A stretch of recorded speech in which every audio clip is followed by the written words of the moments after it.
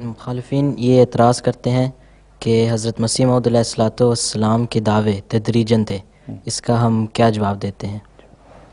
بڑا معین سوال ہے اور مخالفین اس بات کو پیش تو کرتے ہیں، لیکن اللہ تعالیٰ کرے کہ ہمارے یہ مہربان کبھی اس بات پر غور بھی کریں کہ باقی انبیاء کو چھوڑیں، ہمارے سید و مولا حضرت اقدس محمد مصطفیٰ صلی اللہ علیہ وسلم کا اسوہ ہمارے لیے کامل نمونہ ہے۔ اس اسوے پر یہ غور فرمائے تو اللہ تعالیٰ کے فضل سے کامل روشنی ملے گی۔ اب حضور صلی اللہ علیہ وسلم پر پہلا اترنے والا کلام کیا ہے؟ اقرأ بسم ربک الذی خلق۔ گویا آپ کو ایک قاری کہا گیا، خود آپ نے وہاں کہا ما انا بقارئ، کہ میں تو نہیں پڑھ سکتا۔ تو سب سے پہلا دعویٰ کیا تھا؟ ایک قاری ہونے کا۔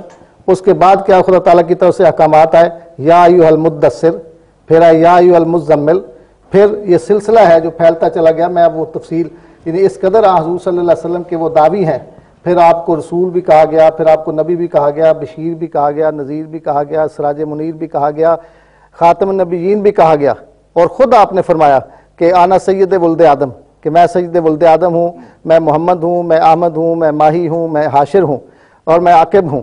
اور جس طرح میں نے بھی کہا کہ فرمایا کہ میں سید ولد آدم ہوں۔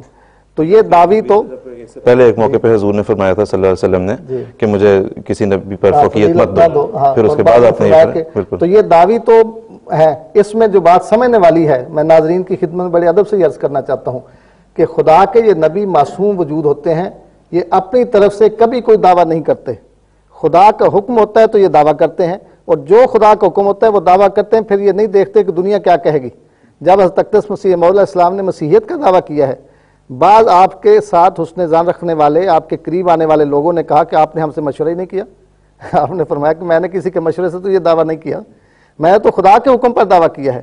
تو جب خدا کا حکم ہوتا ہے تو اس حکم کے آگے مجبور ہوتے ہیں، کیونکہ وہ خدا کے سب سے بڑھ کر اطاعت کرنے والے وجود ہوتے ہیں۔ تو ہر خدا کے نبی نے خدا کے حکم پر دعویٰ کیا ہے۔ حضرت اقدس مسیح موعود علیہ السلام نے بھی خدا کے حکموں پر دعوے کیے ہیں۔ ایک میں اس کا حصہ دوسرا بھی عرض کر دوں کہ یہ جو انبیاء کے یا حضور صلی اللہ علیہ وسلم کے یا حضرت اقدس مسیح موعود علیہ السلام کے مختلف دعوی نظر آتے ہیں، یہ مختلف دعوی دراصل ان کی مختلف حیثیتوں کو ظاہر کرتے ہیں، ان کے مختلف کاموں کو ظاہر کرتے ہیں، ان کی مختلف خصوصیات کو ظاہر کرتے ہیں۔ مثلا آنے والے کو مہدی بھی کہا کہ وہ مسلمانوں کے لیے مہدی ہوگا، عیسائیوں کے لحاظ سے اس کو آنے والے کو مسیح بھی کہا، اس کو کرسچن بھی کہا، اس کو حارث بھی کہا، اس کے لیے منصور کا لفظ بھی بولا، حضور صلی اللہ علیہ وسلم نے نبی کا لفظ بھی بولا۔ تو اس وجود کی مختلف حیثیتیں، اس کے مختلف کام، اس کی مختلف خصوصیات اور مختلف اعتبارات سے وہ وجود وہ دعوے کرتا ہے، لیکن اس کا کوئی ایک دعویٰ بھی اپنی طرف سے نہیں ہوتا بلکہ خدا کی طرف سے ہوتا ہے۔ میں آپ کے سامنے ایک حوالہ پڑھ دیتا ہوں حضرت اقدس مسیح موعود علیہ السلام کا، کہ خود حضور کیا فرماتے ہیں۔ حضور فرماتے ہیں کہ اللہ تعالیٰ خوب جانتا ہے کہ مجھے ان باتوں سے کوئی خوشی نہیں ہے